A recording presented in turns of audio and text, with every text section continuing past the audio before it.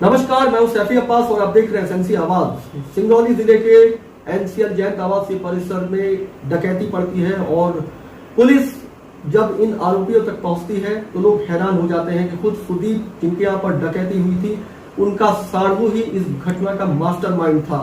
उसके द्वारा बकायदा जो कहानी सामने आ रही है वो ये है कि सुदीप की पत्नी जो है वो अपनी बहन से बात कर रही थी और सुदीप के साढ़ू ने बात सुन लिया और उसके दिमाग में एक योजना आती है और उसे लगता है कि क्यों ना वो उनके घर पर जाकर डकैती कर ले।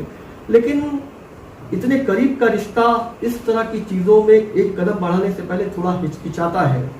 लेकिन यहाँ पर एक जो सबसे महत्वपूर्ण बात यह है कि सुदीप के घर में खुद पानी गृही जी जो एनसीएल में अधिकारी हैं, उनका भी कैश और सोने चांदी का आभूषण और काफी कुछ रखा हुआ था। और जब ये अटैची खुलती है तो सुदीप के द्वारा उनके यहाँ पे डकैती की कंप्लेन तो 7 लाख की जाती है, लेकिन जब अटैची खुलती है तो 60 लाख तक पहुंच जाता है, जिसमें 16,35,000 तो कैश मिला था। आखिर कोई किसी के घर में इस तरह से 3 अटैची में नकदी और सारा सब कुछ छोड़ देता है और महीनों से वहां से नहीं लेता है।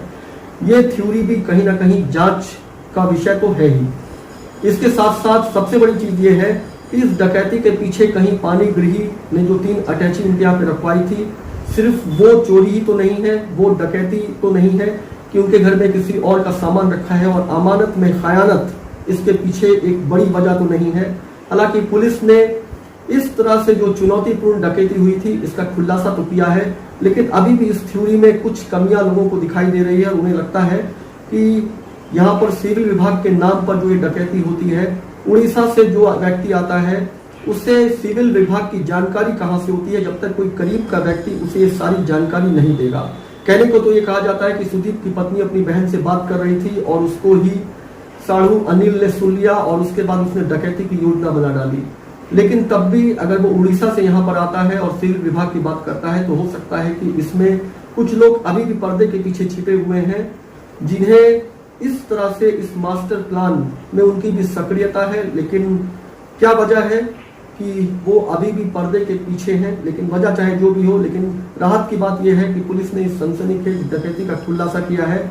और इसके साथ साथ जो चीजें सामने आ रही है वो ये भी आ रही है कि जो जैंत में अधिकारी हैं पानी गृही, आखिर उन्होंने इतना सोना चांदी आभूषण और नकदी सुदीप के घर में क्यों रखवाया था। अलग अलग तरह की बातें हो रही हैं, जांच का विषय है। खबरों के लिए एसएनसी आवाज देखते रहिए। एसएनसी आवाज के साथ सैफी अब्बास।